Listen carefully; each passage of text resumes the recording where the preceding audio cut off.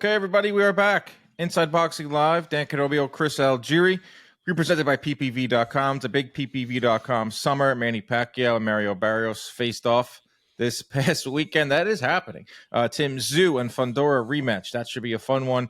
Gervonta Tank Davis and Lamont Roach, the rematch heard around the world, will all be on PPV.com this summer alongside me, Chris, and a slew of others in the boxing world. Live interactive chat. Stream it to your phone, tablet, big screen, television. All that. Coming to you on Sunday, June 1st. The rent is due. My Knicks season is done. I'm sad, but it was a good run for the Knicks. It was a good run, Chris. We, as fellow New Yorker, as a Knicks fan, you know that this team hasn't been good since we were in junior high. And they made it. They were still playing basketball on May 31st. I remember I woke up yesterday and was like, wow, the Knicks are still alive. And now they're dead. But they were alive. Now they're dead. Yeah, I mean, being a lifelong Knicks fan, we've taken a lot of bumps and bruises. That just comes with it. A lot of L's. Put up a lot of L's over the years. But this was a good run. You're right. The series was good. The Pacers are just good. It was good. You know, I hate losing to them, but it was just, they were good. The really Pacers are like you, bro. The Pacers are like a 1,000-punch puncher, technical. They're just like that annoying fighter that throws 100 punches around and never stops. And consistent. Doesn't give you a second to breathe. Nope. And so it was funny. The first game, because the first game was awesome. It was so goddamn good. But I saw the whole, I'm looking at this, I'm just like, we're not going to beat these guys. They just, because they're not going to let up. They were never going to let up. Like, if the Knicks had won the first game, we would have had a chance. But when they lost the first one, because like they gave it their all, devastating fashion. Yeah, I'm like, they gave it their all, and I was like, I think we're just going to fall just short. And sure enough, yeah, I had the multiple screens last night going. I had the fights on Prime. I had the Yankee game on playing the Dodgers. They got blown out, and I had the Knicks on the big screen. And it was just one of those nights. So you took a lot of L's last night, huh, bud?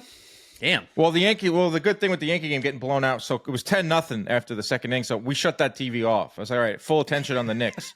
Right. And then the Knicks lose, and then it was like the middle of the third or fourth round of the Plant fight when the Knicks eventually lost. So then I turned pretty much when the wheels fell off of that fight, too. So maybe it's you. Right. Dude.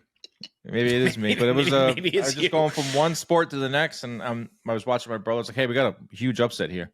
You know, Caleb Plant's supposed to win this fight. He doesn't watch boxing. He didn't care when I said that. He was still sad about the Knick game. Let's start there. Caleb Plant, Armando Resendiz. Armando Resendiz beats Caleb Plant via split decision. That's ridiculous. That was a flat-out win for him. He was a plus 750 underdog. Caleb Plant was a minus 2,500 favorite. This might be upset of the year. Plant was outlanded. He was outworked. He was out everything. Armando Resendiz, hats off to you. And we're going to spend a lot of time talking about what went wrong for Plant, and usually that's the case when there's a big upset. But Armando Resendiz took this fight in the second half, took it to Plant, who we have a lot of questions about Plant, but Resendiz, wow, this was eye-opening. And it wasn't upset. I have some people out there were like, it really wasn't an upset because I watched Resendiz stop. Everyone was picking Plant. But wow, upset of the year. It's in there, top three right now. Yeah, I was one of those guys because I had seen Resendiz, and when he fought Elijah Garcia, I think it was, they had a war. Yeah, it was a really good fight. He beat Jared Hurd. Yes, beat Jared Hurd with a really nasty lip cut, and then he gets the Isaiah Garcia fight. And I remember actually I messaged Garcia because I was so impressed. I was actually impressed with both the guys, and I was like, wow, that was a really good fight. And the fact that Isaiah came out on top, I was like, hey man, like that, like good job. You're on your way. He ends up losing to Kyron Davis and then kind of falls off and then has like a tough fight with who's the perennial contender who everybody fights, Gausha. Terrell, and so he has a tough fight with him. But Resendiz comes out, moves up a weight class. He looked good at 68. He looked strong. He looked super confident, and he's got the style that can give Plant trouble. If Plant can't outbox you early, he always fades. He always fades. He's got to build up an early lead. And by round 3, Resendiz was cracking him with shots that Plant didn't like. So I think I texted you early in that fight, and I was like, Plant's going to lose this fight. 10:24 p.m. Got a text message from Chris Algieri about beginning of round 2. Yep. Plant could, I have it right here, Plant very possibly loses this fight. Threw it up on Twitter. Has 425 likes. That's pretty cool. You know your boxing. I could see it right away, dude. I could see it right Yeah. away. He was very uncomfortable. He was not efficiently using the ring. His jab was not landing. He got out jabbed last night. That's crazy. He got out jabbed. Out everything. Out jabbed. Beat at his own game. And yeah, I went back and listened to the segment we did in the last episode just because I was like, did we give Resendiz, did we even like talk about him having a chance? And you said exactly what you just said here on the last episode is if Plant isn't switched on early, if Plant gets into like a phone booth type of fight, it's not going to be good for him. You still picked Plant to win, and so did I, and so did a lot of pundits out there. But that was the little glimmer of hope that you had for Resendiz, and I'm sure Resendiz team thought too, is if we go, punch for punch, we get into that phone booth battle that we saw Plant in with McCallum, which looking back was more of an indicator of things to come for Plant. And then we chalked that up as, wow, Plant's got a new style, or look at him in the pocket. He's added a new facet. Maybe yes, but also maybe his legs were not good in that fight, just like he was in this fight. And he was forced to fight in the phone booth with McCallum. Actually got dropped in that fight, came back to win. This time it wasn't. There was no comeback. We thought we were going to see a patented Caleb Plant dog in him moment, but Resendiz took it out of him. He was just busier. Guy looks like Mario Lopez. Didn't look like Mario Lopez, like unscathed after the fight. Oh, not a mark on him. Not a mark on him. Your hair in place. Just looked like a freaking, this guy could fight another 12 rounds. And then you look over at Plant, bloody. The bridge of his nose was bloodied in the middle rounds. Cut over the eye. Just looked like a guy that had been through some wars. 32 years old, made at least 10 million against Canelo, made at least 3 to 5 against Benavidez. I'm not pocket watching here, but that's a lot of money. And who said it best, Marvin Hagler? It's hard to get up and train when you're wearing silk pajamas. I'm not saying he was out of shape, because Caleb Plant's always in shape. He does that little that V gorilla pose, and I'm like, damn, that guy's ripped. But that's sentiment the Bruce Lee pose. That's actually the Bruce Lee pose. That's not the V gorilla. That's the Bruce Lee. Right. The Plant is always in shape. I'm not saying he's not in shape, but the sentiment is there. The sentiment of you got millions in the bank, got a beautiful wife, kids. You reached the pinnacle. It's hard to get up for fights, and not only that, father time takes its toll. Those losses to Canelo, those losses to Benavidez. I think we saw all of that on display Saturday night. It wasn't just one thing. He had a hungrier opponent. You add in 32, a little bit past it, slow legs, a lot of money, tune-up. Although this wasn't as blatantly bad as the May 2nd tune-ups, but this was still another tune-up gone wrong, Chris. They were supposed to make Charlo fight, blew up. Month of May was tune-ups blowing up in fighters' faces and promoters' faces. And I was thinking about this morning, Dan. I was catching up because I've got a family in town, so I didn't get to watch a lot of the fights live, although I did watch a Caleb Plant fight live. But even like the Friday night shows, we're watching these guys, and we're going to get into it, but Darius Fulgham. How do you say it? Fulgham? Fulgham, I think. Folgers Coffee? Fulgham? Is that a German name? I do like him, but he's good. You're seeing these guys now, tune-ups gone wrong, upsets, young guys taking on really tough fights. Beck Bully was a super tough fight for Fulgham to take on early, and I thought Fulgham was going to win. He catches a loss there. It's like we're seeing guys that are taking losses. I think it's a good thing. I really do. I think for the health of the sport, it's actually a good thing. These guys are getting in tough fights early. Catch a loss, cool. You can come back. Beck Bully caught a loss, came back, and look where he's at. But now look at Resendiz. Resendiz has 2 losses. He just beats Plant. I mean, upsets him, sure, but he dominated him. And he's a major player now. And I don't know if you were saying about Plant, the silk sheets thing. I don't think that's it. I don't get that vibe from him. I think it's more almost the aging out. Because I remember things change at 32. I say it all the time. 32 is the number. That's when everything gets different. When you hit 33, you're just a different guy, and you have to adjust your style. I was a boxer. I had to change my style. I mean, if you look at my career, I went forward a lot more after the age of 32. I still threw a lot of punches, but I didn't box as much. I came forward. I stood in front. I banged with people. That's scary. You have to. It must have been a scary mindset for you and for Plant too. It's like, I'm a slick fighter.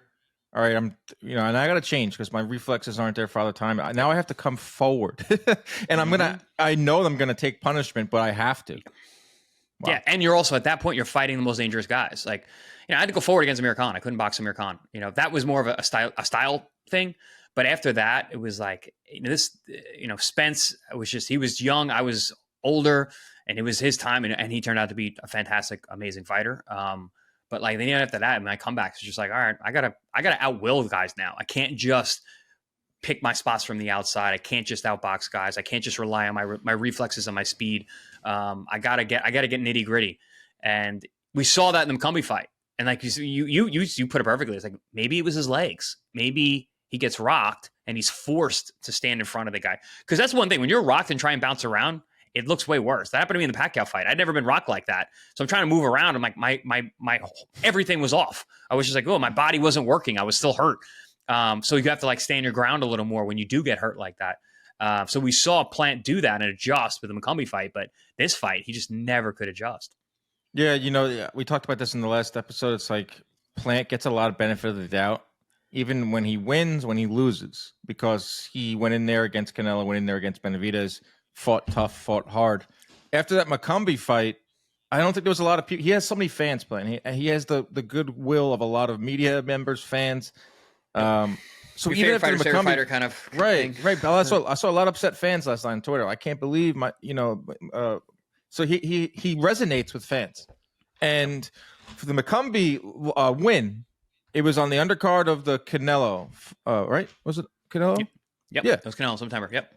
Undercard of Canelo. So I'm not saying it was overlooked. Right. It wasn't overlooked, but it wasn't the main attraction. It wasn't the main event. So he got dropped. Was it a phantom punch? Was it whatever? He didn't look great, but he ultimately got the win. And we kind of overlooked that performance. We kind of chalked it up as, wow, look at Plant, like the power late, phone booth type of fight, tough, gritty. But did we really look at it kind of like I also looked at it like McCallum's better than we thought. Because I know McCallum. I've known him for years. I was like, you know what, McCallum's actually good. He's your bizarro cousin. That's for Twitter. Yeah, but my point is, like, we didn't spend a lot of time talking about it because Canelo sucked up all the attention and energy, Berlanga fight. But like, if we really spent a lot of time looking at that McCallum fight, you could peel back, maybe start to see the beginning of a guy that is on the other side of it. Legs slowing down, and we saw that Resendiz. His legs were with Plant. His legs were not there. Resendiz was in his face all night. Threw 90 more punches, was more active. The jabbing department is wild to me. Resendiz not really known as a guy that is going to stick and move. He's more of a brawler type, and he beat Plant. He had a power jab, and he never relaxed, which I thought was really impressive from Resendiz because he'd never seen them at that level. But he was still being defensively adept, in mid-range, late into the fight, still slipping jabs. You notice he was pawing Caleb's jab, like he's ready for it, and he was just like, nope, stepping aside, boom, moving to the side, getting out of the way, staying really, really switched on. I'm very impressed with the corner work and the preparations from Resendiz because he had a great game plan and he executed for 12 straight rounds, which is very hard to do. Judge David Sutherland scored this fight for Caleb Plant, including the final 3 rounds, where Resendiz outlanded Plant 83-41 over that span. It's a slap in the face to fighters. It's a slap in the face to everyone involved in boxing that these judges don't have to answer for their actions. They just disappear into the night. I know this has been talked about at length, ad nauseum. I'm speaking into the abyss right now. But in other sports, we hear from the officials. We hear from the umpires. In baseball, at the end of a series, one media member gets to talk to the crew chief and ask him certain questions. What happened in this call? What happened in this game? And we get an answer and we move forward and we get some resolution. At least we get a thought process behind some of these umpires, some of these judges. Not in boxing. David Sutherland slithers off into the night, goes back to his room, flies back home, doesn't have to answer to anyone. How? Who knows what's waiting in that room for him? Money. Who knows what? But come on, man. I know this. This is such a I don't know why even bringing it up, but I'm going to bring it up because we don't bring it up, then it just gets swept under the rug. But Sutherland, this was egregious. Like, Plant did not win this fight. He did not win the final 3 rounds. I mean, this has to. We just have to hear from him. I don't even I would love to hear from a judge for a number of reasons. I think it would just be interesting. I think it would be intriguing to hear from a judge on why you picked a guy to win that we all agree with. I would also like to hear from a judge after like a close 7-5, really even type of fight where fans could say, oh, wow, that could go either way. And we're not really, out there with pitchforks trying to take your head off for this judge. No, we just want to hear why, because we never hear why. I think it would be super interesting. And of course, I want to hear from a judge when they do this, when it's egregious. And I would love to hear you, mumbling and stumbling over why or how you came up with this. So if we're going to keep getting these bad scorecards, we got to put a name to the face. We got to put a face to the name. Both. To the name, yeah. Both. We got to hear from these judges. We got to understand why you said it, because maybe if they have to go in front of a camera at least and get pressed, or not even in front of a camera, just put a quote out. Anything. Good God. And you use a great word, egregious, and it's egregious because it's only one way. It only goes to the A-side guy. It never is like, oh, where'd that crazy score come from, the quote-unquote B-side opponent. It's never that. It's always the other way around. Because, yes, Plant was supposed to win this fight. Yes, there's big implications for the future with the Charlo matchup. I was hard-pressed to give Plant 3 rounds. He run rounds 1 and 2. He got rocked in round 3. He scraped by on one round in those middle rounds, maybe like the 7th or whether. But he's always a slow finisher. We all know that. He fades late. No way he wins those last 3 rounds. He was not winning those rounds. He was losing. So you give it to Plant? All it's 3. Insane. All insane. 3. And, I went and looked at the stats. Stats aren't the end all be all, but they're an indicator. Resendiz threw like almost double the amount of punches as Plant. So I can see maybe a judge being like, no, I like Plant's activity late. Right. Say, I am a judge and I go up to the microphone. Yeah, I liked his activity late. He threw more punches. He didn't land all of them, but he was coming forward. No, that's just factually incorrect because Resendiz outthrew him over the final 3 rounds. 2-1 edge and landed 83-41, the final 3 rounds where Resendiz just was running away with it. Everyone in the room saw it. Resendiz was hurting him too. Like it was, the commentary, they were good for them, good on them, because they were saying flat out that the fight was 100% going Resendiz's way. Like Plant lost the fight. Yeah, Moro doesn't. You might not like Moro's style, but that guy tells it like it is. He has that in him. He's not going to. We were watching a guy that had a life-changing victory. And that was the story. The story after the 6th, 7th round was, wow, we are watching a huge upset. We are watching a relative unknown beat a massive favorite and crowd favorite, a top 10 name in boxing. And then you have this scorecard. And I don't have all the. As soon as I heard split decision, I was like, don't do it. Don't do it. Don't do it. What a black eye for the sport that would have been. Right? Could you imagine? Could you imagine? No, I had a bunch of people tweeting me. Watch them rob Plant. Watch them rob Resendiz. Watch them rob him. And I'm thinking, God damn, really? Are you that jaded? But yeah, fight fans have every right to think that. They have every right to be negative. They have every right to tweet me when I'm overly positive, but when it comes to judges, I'm not overly positive. I'm when it comes to something like this, it's just ridiculous. And apparently, Sutherland guy has a lot of questionable scorecards. I found him on BoxRec and I put his picture on Twitter, and not to hey, go hump this guy down, but hey, if you happen to see him in the lobby, where's Sean Zattel? Sean Zattel, that guy's everywhere. Why can't Sean Zattel corner David Sutherland? Hey man, I know you're just getting to Starbucks and you're heading to the airport, but what were you thinking those final 3 rounds? Are you thinking about that Starbucks order? Are you standing by that decision? Are you? Are you still? And now that's in hindsight, you standing by it? Man. Have you ever heard from a judge besides taking you inside the mind of a judge? And we didn't even hear from him. We didn't even hear from that guy that day because he couldn't get the words out.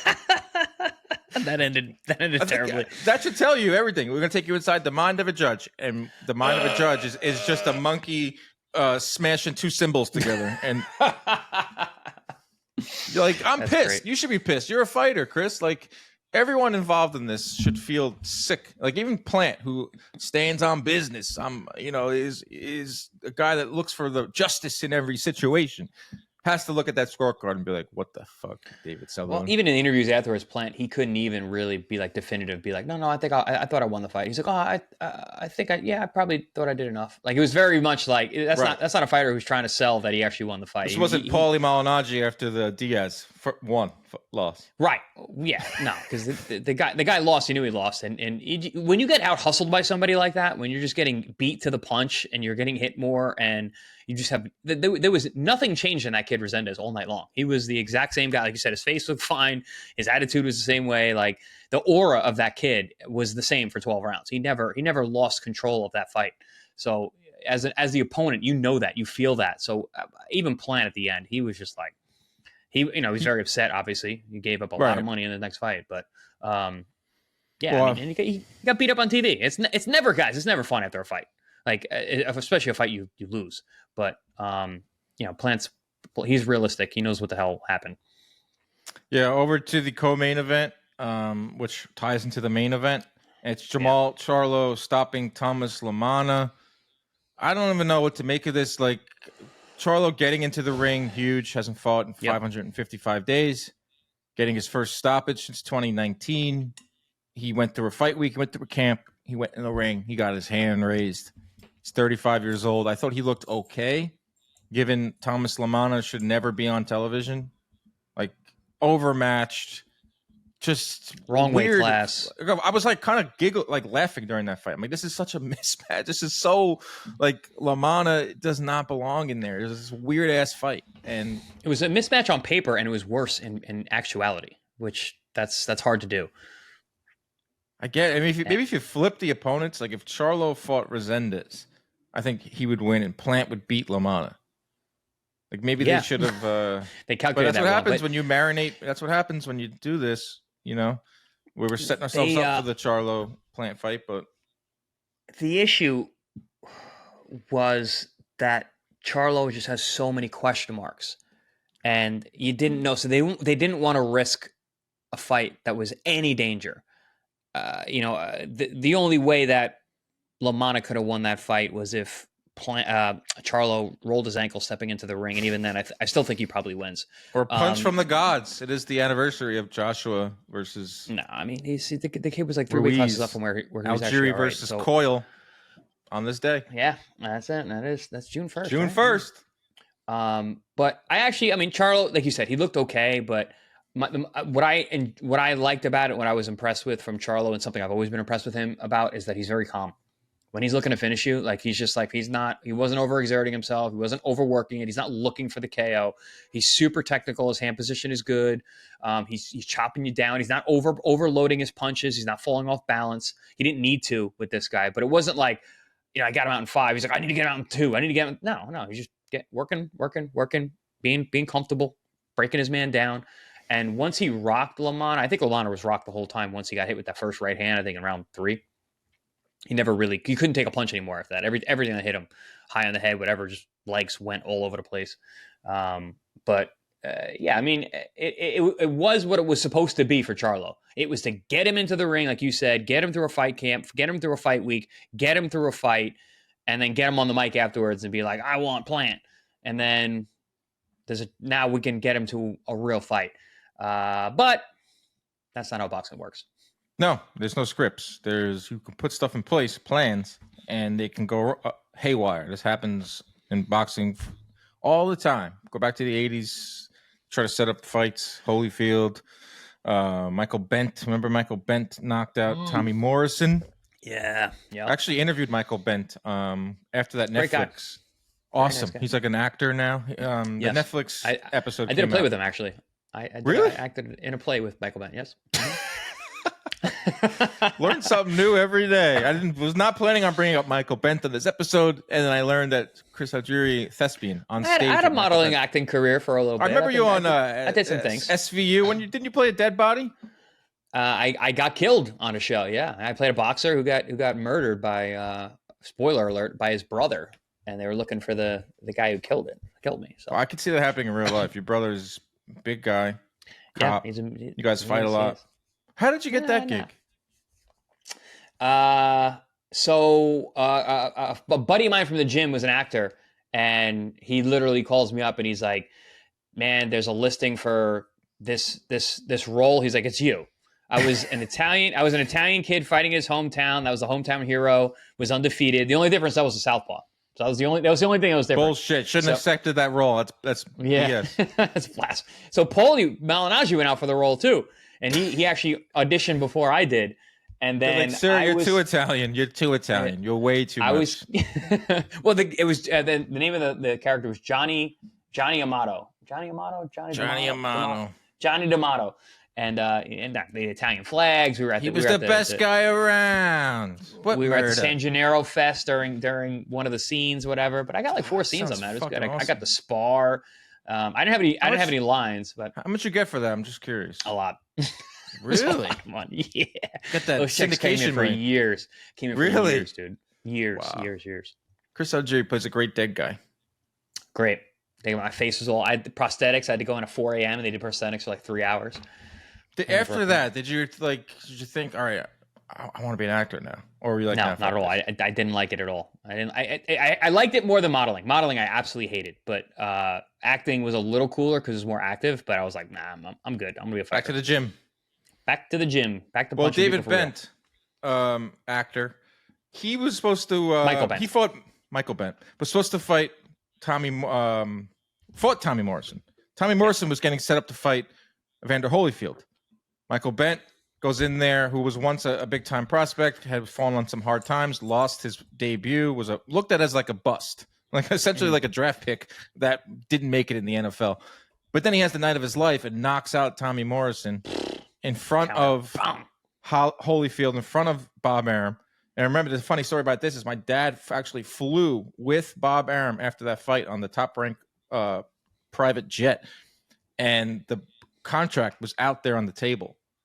And Arum just rip it up. It's useless. It doesn't matter anymore. There's more to that story, but I don't want to get fully into it. But that happens. Like Michael Bent upset the apple cart. Like it's not something that's happening just now in boxing. Like I hate these fights. It's the newest thing is putting these guys in there and these tune-up fights.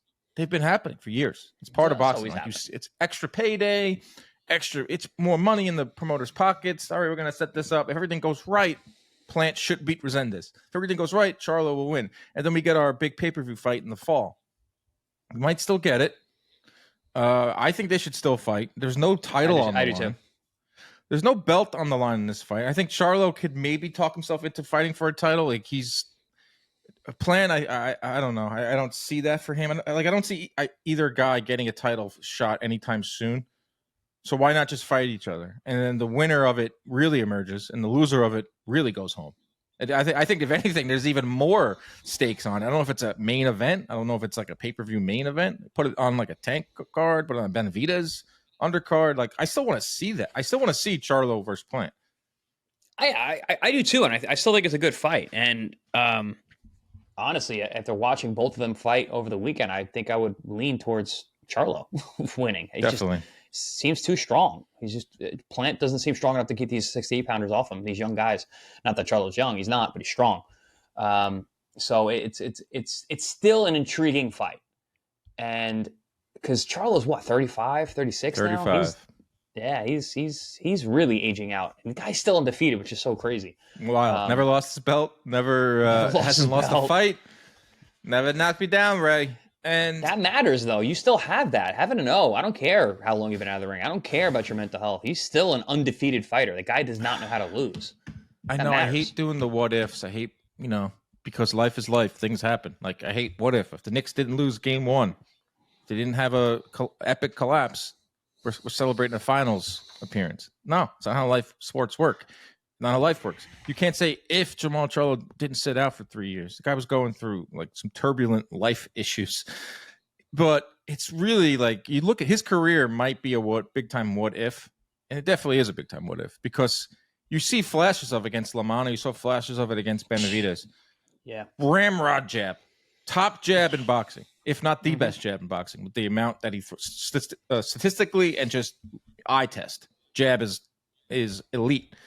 And then he has that really good, powerful right hand. And like you said, Chris, he's very poised. He's a counterpuncher at times. He can fight on the front foot. He has every skill. He has everything you need. And every punch he has is in the arsenal. As illustrated by the run that he went on up until 2021, where many were like, this is a guy that could beat Canelo. Not his brother, Not anyway. Charlo versus Canelo is the fight, and he could potentially win. But life got in the way, and we saw the flashes of brilliance against Benavidez. We saw it against Lamanna as well. If he would have went in there and struggled for 12 rounds, we would have been like, all right, that's not, I mean, geez. But he struggled at all. Didn't struggle at all. He didn't struggle at all, yeah. We got to give these guys, I know I'm not giving him a ton of credit because his opposition just was so outmatched, but I will give him credit for doing what he was supposed to do and going in there and getting the win. But yeah, he's way fresher than Plant. Charlo had a very funny quote before the fight. He said that this is my Bernard Hopkins era, meaning like I can win when I'm older. I don't know if he has the discipline. I don't know. Like Hopkins had. He's also not that old. Bernard was 47. I think at 35, Hopkins was nothing. Hopkins was in his 49. Prime, and nobody knew who he was. Right, 35. Hopkins was he was fighting on undercards and stuff. Like Charlo, like, he doesn't have the discipline as Hopkins and blah, blah, blah. But the mindset was like, hey, he's trying to like talk himself into like, hey, I'm 35, but like I could still fight for a few more years. He brought up Canelo. He still wants the Canelo fight. I think. Of course he does, and he can get it. That's the thing. Those are the kind of guys that Canelo's fighting. He can actually get the fight. Canelo said over the weekend. Go ahead. What did Canelo say? I didn't hear that. He said he's going to fight till he's 37, so he's 34. That's 2 more fights. He's got 1 this year. If he fights twice in 30, that's about 5 or 6 more fights. I think he actually fights Chris Eubank Jr. I think he fights Jermall Charlo. I think these fights all happen. Checo? I don't see that happening. Billy? Possibly. I could see that happening. 168 is different now. In the last couple of days. Munguia, PEDs. He's not out of the picture, but I'm putting him on ice right now. Plant. Yeah, he's gonna be a year out of the ring. Plant loss doesn't look the same. I'm not looking at Plant the same way I did on Friday as I am here on Sunday morning. But now Crawford is not a 168 pounder. Mabili, Pacheco, Charlo is back into this discussion because of his name. Is there anyone else that I'm missing? The Charlo's a major player Cuban guy. Big time. UNLE, is that that's 68? Oh, dude, no, he's good. 60. We're gonna get to him in a second. The other guy, 60, okay. Oselis. Oh, yes. He's highly ranked, but he's got no profile. But 168, like we're now into a Canelo discussion. Like I'm just best bang for your buck is Charlo, dude. He's undefeated and he's got a profile. That fight happens. Watch. That fight happens. Unreal if that fight happens. Like. Not shocked by any means because Canelo has to fight someone. If Canelo's true to his word and he wants to fight until he's 37, like why wouldn't you? He also said I'm finishing my career with Turkey, so he's Turkey through and through. Don't know if he wants to fight in Saudi, but he will be fighting with Turkey Al-Sheikh for the next 3.5 years or 2.5 years. So he has to fight someone. Like it's not going to be Bivol, I don't think. No, Shiraz maybe. Mabili, Pacheco, Charlo, Crawford, maybe twice. Depends how he looks against Berlanga. Shiraz. Oh, yeah. Whoever wins that moves forward, obviously. You there? Yeah. Did I lose you? What'd you say? No. Are you just thinking? Just thinking. Thinking. It's good radio. Thinking. Like, what would happen? What would happen if I'm thinking about what could happen in the Shiraz fight that could actually make that happen. Like, if he struggles with Berlanga. If he loses to Berlanga, then no, he's out. But if he struggles and wins, I could see Canelo picking him up before he really gets into his own at 68. Yeah, if he goes out there and if he stops Berlanga, Canelo's not fighting him. I don't want to spend too much time on who Canelo will fight next because that discussion is always going to be there. But after this weekend, things changed at 168. Charlo more in the mix. Plant not really in the mix. Munguia out for at least 6 to 12 months. So it's something we can talk about down the road. It is that division, but I don't know if we still get Charlo and Plant. Like, does Resendiz hop in? If we get Resendiz versus Charlo, like, is there money around that fight?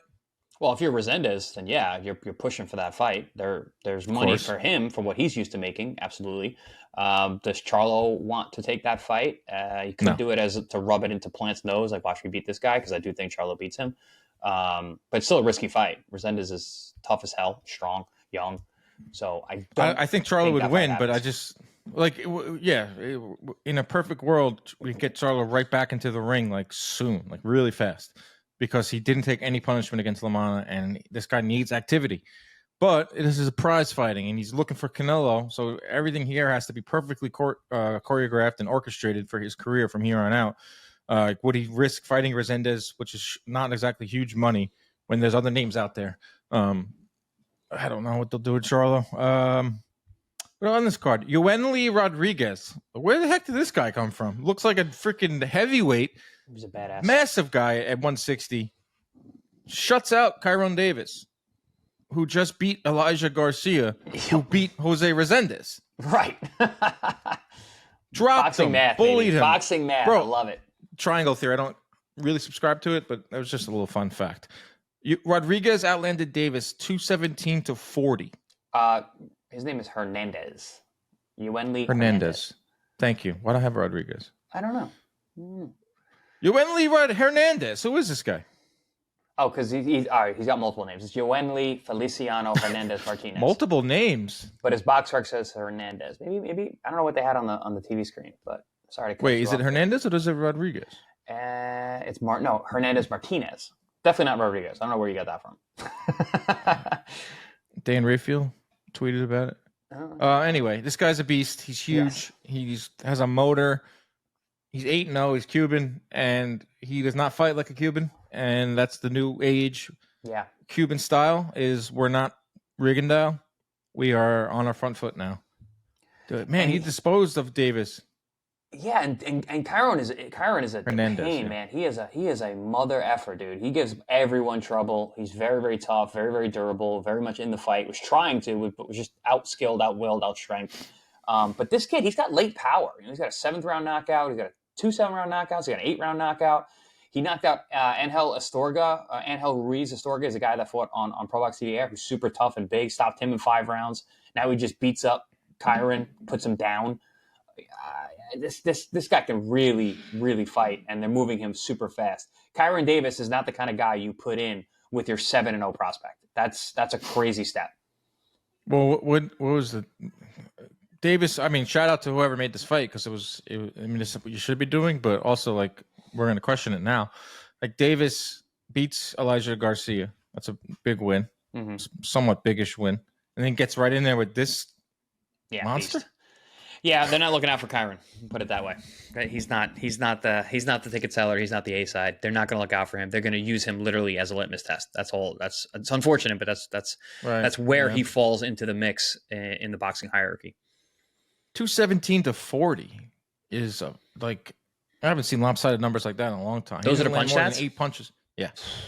And he made the distance. You make a case that dude can punch too. Like I was impressed. Kyron is super durable. There were a few like moments where Davis was up against the ropes and Hernandez. It looked like a barroom brawl. Like he was loading up, and like it didn't even look like boxing. It looked like I'm gonna beat you up and get you out of here. Yeah, you know what I mean. It didn't look like a sport at that point. It looked like just a beatdown, like something you see like on the side of the street. Yeah, he didn't land more than 8 punches in any round. Davis. It's just like an ultimate drubbing, and Hernandez. I mean, whoever was watching, he made some fans on Saturday night. I'm interested in him at 160. 160 is very, very weak division. He can skyrocket through. I don't know exactly his promotional dealings or where he stands or which organization he is aligned with. Is it the WBA? Is it the WBO? Is it the IBF? Is it the WBC? Which one is he in cahoots with? That matters. That does matter. I couldn't find his rankings. I mean, this is only his 9th pro fight, 8th pro fight. He's pretty fresh. He probably has a bajillion amateur fights. Yeah, he's Cuban. The guy, he's new age Cuban. He's the offensive, beat you up, get you out of there Cuban. Which I love the new style. I love these new Cubans, the way that they bring it. and he's mean too. He's not just like he's not outpointing you. He's looking to hurt you. And Is he I going love to guys stay like that. at middleweight? He's huge. He's humongous. What's his? Yeah, is he a 168 guy? Because he's 27 though. It's not alone. like he's super young, like where it's like he's still growing. He's not 23. You know, he's grown. Cuban 27. That's a good point. He could even older. 35. So he's definitely not growing. Yeah. That was he was on the card too. They had some swing bouts because the first fight went quick. Good card. These Amazon Prime cards are delivering, whether it's drama, good fights. Hopefully a bunch of people watch because it was not a pay-per-view. Friday night on the Zone, Bek the Bully Melakuziev defeated Darius Fulgham in a fight of the year type of fight. I'm not saying it's the fight of the year, but it's in the discussion. It's a nominee, I think. It was one of my favorite fights to watch this year. Melakuziev dropped Fulgham late. It was a nip and tuck affair to that last round that probably secured the win for Melakuziev. Now, Bek the Bully is the WBA mandatory at 168 to Canelo. Will he get that shot? Probably not, but it means more money, step aside. It's just a big win. Like Melakuziev, like we talked about, suffered that loss to Gabe Rosado and then has rebuilt himself and was once a hot prospect, and now he's on the doorstep of a title. So good for him. Good fight. It was a good fight. You texted me about it on Friday. Like, hey, you want to watch this fight? This thing is a barn burner. And I went back. I watched it this morning, and yeah, it was a really fun fight. Bek the Bully, I like him, man. He is exciting. He is entertaining. He rips those left hands. He's cutting angles. He's tough as hell. He's banging with you. And I've actually liked Darius Fulgham for a while now. I've been watching him and keeping an eye on him. He's a badass too, man. He's landing those right hands. He hurt Bek the Bully a few times. He stood in the pocket. I was really impressed with his ability to stay in there with a guy like Bully and give as good as he got. And I agree. I think it was just kind of an experience thing. It was that last round, that last knockdown. Bek the Bully was doing incredible body work all night long. Really, really sneaky left hands to the liver that Darius Fulgham, he was hurt multiple times, but didn't show it, bit down his mouthpiece, fought back. And it's just a badass fight. So if anybody listening missed that fight, go back and watch it. It's definitely worth the watch. Yeah, well, it was Friday night. Got a little buried on the fight weekend. It wasn't heavily promoted. But Bek the Bully is... You're right. He is a fun, exciting fighter, and I think he fits in very nicely at 168. I forgot to add him in our last little discussion, previous segment. Add Bek the Bully Melakuziev into this names. Melakuziev what about him and Resendiz? Yeah, good fight. I was going to say Mumbili. I think that's a fun one too. Yeah, they're not gonna have trouble finding each other. That's for damn sure. And they're gonna bang it out in the middle of the ring. That's a fun fight. Back to Canelo again. He looms over this show. He looms over this division. Sport. Just Mabili. Just these guys need to start fighting. Mabili fights. I know he's supposed to fight Pacheco. Pacheco, I don't know what happened. That Pacheco's now fighting Macumbi. But yeah, Melakuziev versus Mabili. Melakuziev versus Resendiz. Melakuziev Resendiz would be a fight of the year candidate. I think Resendiz is going to be a very avoided guy, man. He looked tough because he doesn't. It's a big risk. Big risk, not big reward. I like that fight a lot. There was a moment in this fight where Thomas Taylor, who I think is the best referee in boxing, took a point away from Melakuziev for holding. And he gave him several warnings. Hey, stop the holding, stop the holding. If you do it again, I'm gonna take a point. Continue to hold. Taylor went to the corner of Melakuziev, stuck his head into the corner, and said, if your guy doesn't stop holding, I'm gonna take away a point. That's a lot of warnings. And that's a guy in Taylor that didn't want to take the point away unless it consisted, and it did. So take a point away from Melakuziev in a very close fight. Big moment in this fight. And it got me thinking about the inactivity, no running rule, the Haney fight, what we've seen, the flavor of the month. This month is how do we get rid of runners in boxing, where I don't think it's that big of a problem, but it's the latest issue in the sport. Referees used to be able to do this, Chris. They used to be able to dock points for inactivity or even give warnings. Hey, you need to throw more punches. Why can't we see this in boxing? Why can't we see this implemented more? The organizations, the sanctioning bodies, the commissions. Hey, referees, meet up. Hey, we're going to start really imploring more activity. If a guy is moving around there and he's not more action, I'm not saying take away, be super, liberal with it and start taking points left and right. but do what Taylor did. Like really, really warn. Like how many times have you seen a fighter a point taken away? Out of every 100 rounds, how many rounds do you see a point taken away? One. It's really not. It is uncommon. And Taylor, you're right, is a fantastic ref. And I saw him do this on one of the Pro Box shows. It was Arnold Kamagai was fighting Jouet Gonzalez, and Kamagai was holding, and it was breaking the action. It forced him to fight much more than he really felt comfortable doing, and Jouet took advantage of that. I talked to Taylor after the fight, and I'm like, you made that a great fight. You kept the action from being stymied by Kamagai holding. And that's exactly what happened in this fight as well. You're making the fights better. That can be something that refs look to do. The reason clinching is not illegal, excessive clinching is, because it breaks the action. So why can't we tell a guy, hey, you're moving too much. You're breaking the action. You gotta engage. We need engagement. This is a fight. This is not a track meet. Let's fight. Again, I agree with you. I don't think movers are really a big issue in the sport. I don't see that very much. Everyone's just kind of recency bias because of school and the Canelo fight of a guy who moved too much. But yeah, I agree with you. I think the ref should be a little more liberal with warnings for inactivity or lack of engagement. Hey, let's make these fights entertaining. This is what we're here for. Right, shame them a little bit. Like, be like, hey, come on, man. Like, what are we doing here? Like, throw some punches. I mean, that's going to shame the fighter. It's going to make him think, if I lose a point, I might lose the fight. And then if it gets excessive, more warnings. And then if it gets really excessive, maybe you have to stick your head in the corner. And then eventually the point is taken away. I'm not saying take away a point. And some people, I put it on Twitter, and some people are like, oh my God, you're going to drastically change the sport. Referees already have too much power. There's too much room for corruption. Do you understand, like, referees are allowed to take away points already? Like, we just saw it in a really close, meaningful fight. Melikuziev Fulgham is for a shot at Canelo, for God's sakes. And the guy took away a point, but not after several warnings. So point being, like, yeah, referee, it does put a lot of power into their hands, but we've seen this from, I trust a ref over I trust a judge. And because one guy on Twitter was like, well, the judges shouldn't give points to the runners. I'm like, well, how does that change anything? The fighter doesn't see it. The fans don't see it. There's no, like, slap on the wrist moment like you get when when a referee takes a point away from a fighter. It looks so, like, embarrassing, and, like, it looks like a little kid getting dragged to every, like, look what you did. Like, like, has you ever get a point taken away? No, never was a point. And I was a body puncher. Body punchers always get warned for low blows. I was really accurate, but you know what I mean? Yeah. When they take them to every corner and they're like, you bad point. And they take. I got reprimanded. I got reprimanded a lot because I hit after the bell a bunch of times early in my career, just in the middle of combinations and the bell rang and just cracking a guy. Definitely had that. I've had a few arguments and shoving and in between action, fighting on the inside kind of stuff. Getting warned a bunch of times, but I've never had a point taken. That's a warning. A warning will get the job done. Like if Haney was warned during that fight, and say the referee was like a smoker, and he was like, verbally reprimanding him throughout.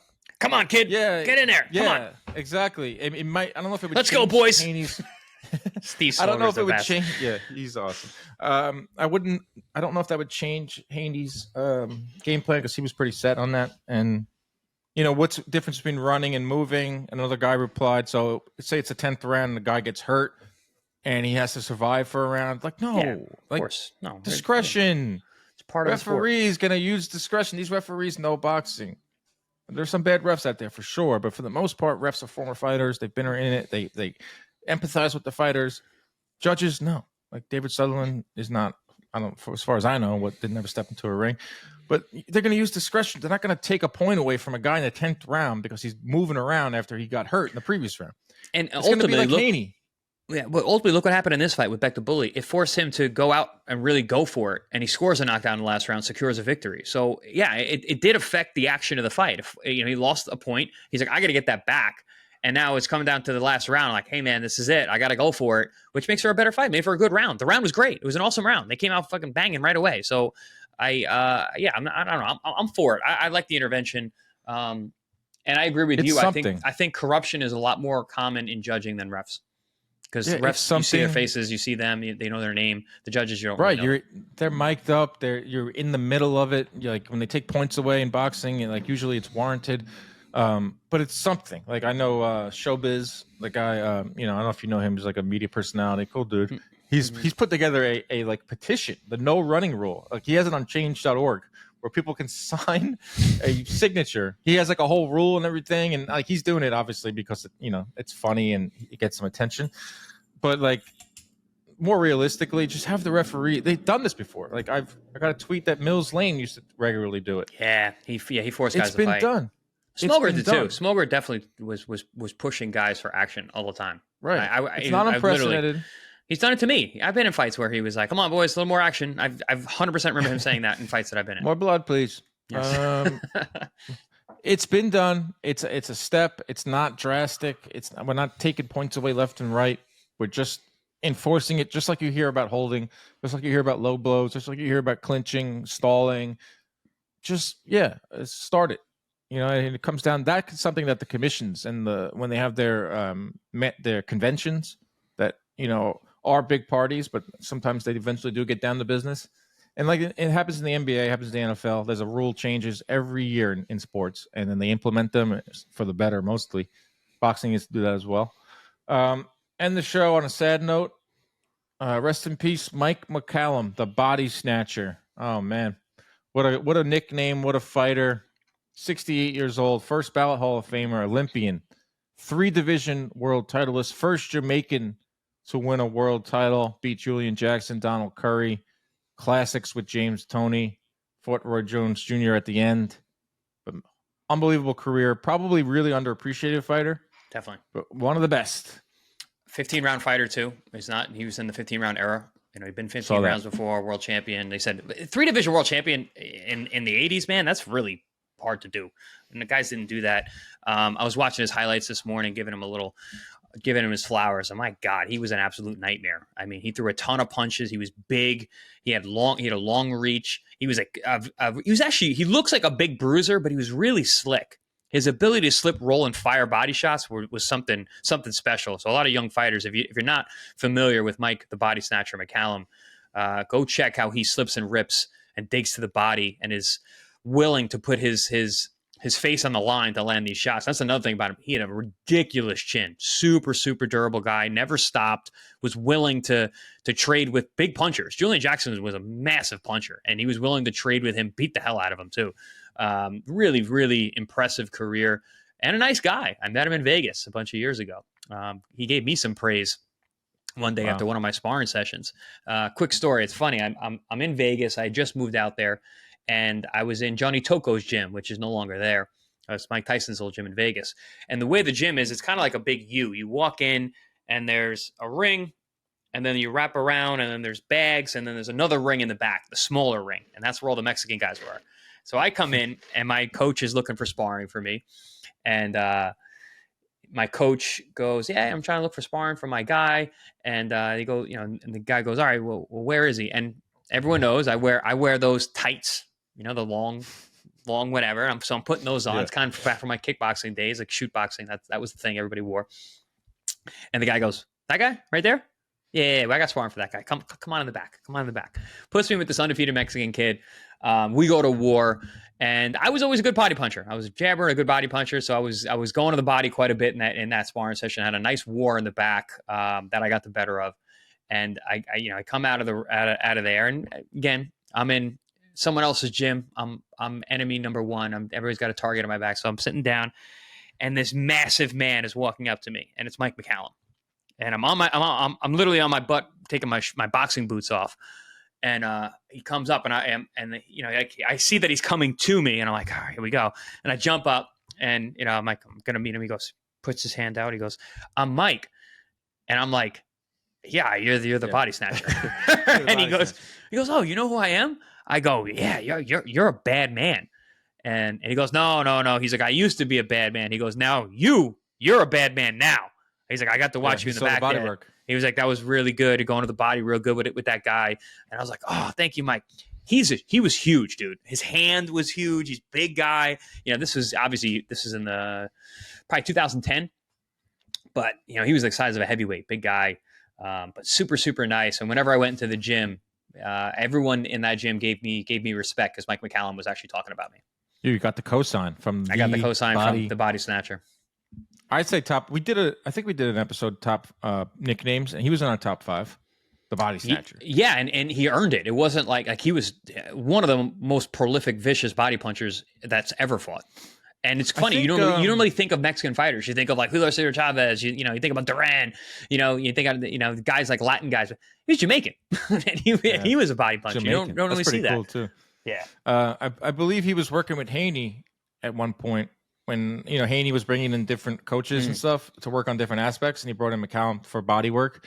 So yeah, it's cool to hear that he's still body work was on display against Lomachenko. Haney did very good body work. I think that was the fight that they brought him in. McCallum landed an unbelievable 93 punches in the 5th round of a fight versus former sparring partner Nicky Walker. 93 punches in a round is the second most landed in a round in CompuBox history. So 40 plus years of track and fights. Mike McCallum still number 2. That's crazy. And another stat is that's impressive. He landed 50% of his power shots in his career. Wow. And we just talked about his opponents. Tony 3 times, Roy Jones, Donald Curry, Milton McCrory twice, Julian Jackson. So Hall of Famer. Weird to have a guy with heavy hands who scores so many knockouts throw so many punches. Punchers usually are not that active, and he was a super active puncher. That's really today. Really impressive. It's one or the other today. So thoughts go out to his family, and we lost a good one, a Hall of Famer in the heavyweight, and a really good guy from all the accounts that I see. Like Vegas staple. He was always around the gyms. Lou DeBella checked in. Mike Katz, my dad said that he was one of his favorites, and Al Bernstein, like the older guard, is saying really nice things about him as a person. Not just a fighter. Obviously, we'll go to that, but it's tough. I hate to end the show on a sour note, but that's such is life. We'll be back later in the week as we get ready for Keyshawn Davis's versus De Los Santos, a fight that has snuck up on us, and some other news and notes. Anything else to add, Chris? You got anything else? No, I want to go back to Mike McCallum. If you guys have not watched him, go and watch him, because he really is an underrated, fantastic world champion. Great guy. We'll see you guys later in the week. Protect yourselves at all times. Keep your hands up at all times. Stay out of those DMs. Goodbye.